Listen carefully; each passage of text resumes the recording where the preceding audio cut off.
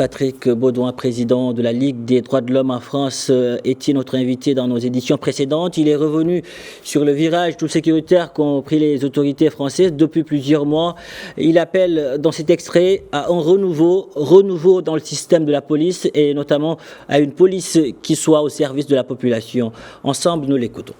Ce virage sécuritaire, d'une part, ça remonte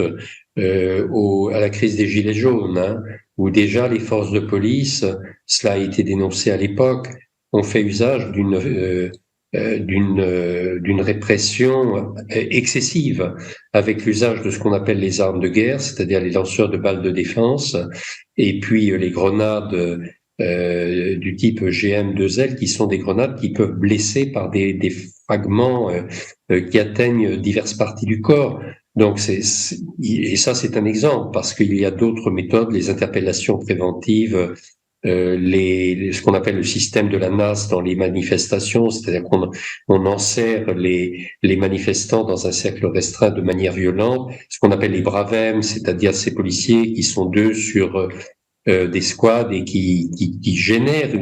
une violence, et puis des policiers qui sont insuffisamment formés. Donc voilà, ça a démarré à ce moment-là. Ensuite, nous avons connu il y a quelques mois les manifestations liées à la réforme des retraites qui ont dégénéré à compter du moment où la loi retraite a été adoptée, et on a un service du maintien de l'ordre à la française qui est dénoncé par les organisations, les associations françaises de défense des droits de l'homme, comme la Ligue des droits de l'homme dont je suis le président, mais aussi par toute une série d'organisations internationales, les rapporteurs spéciaux des Nations Unies, le Haut-Commissaire aux droits de l'homme, Amnesty International, Human Rights Watch. Toutes ces organisations jettent un regard très sévère sur notre système, et les pays voisins ne comprennent pas, les journalistes, les observateurs. Donc ce qu'on réclame, c'est un renouveau en la matière. Il faut mettre tout ça à plat, et il faut un service du maintien de l'ordre qui soit vraiment une police au service de la population, qui soit là pour protéger la population et non pas pour utiliser des armes dangereuses qui visent les manifestants.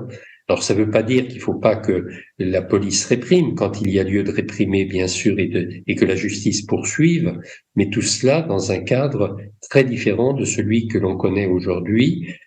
où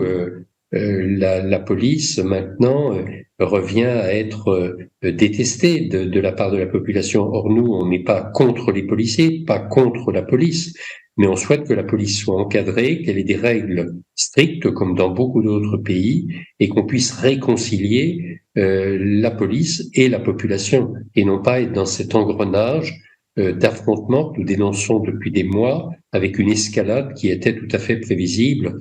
puisque ces jeunes qui se révoltent vivent dans des conditions très défavorables. Le logement, l'éducation, la santé, les services publics, tout cela manque dans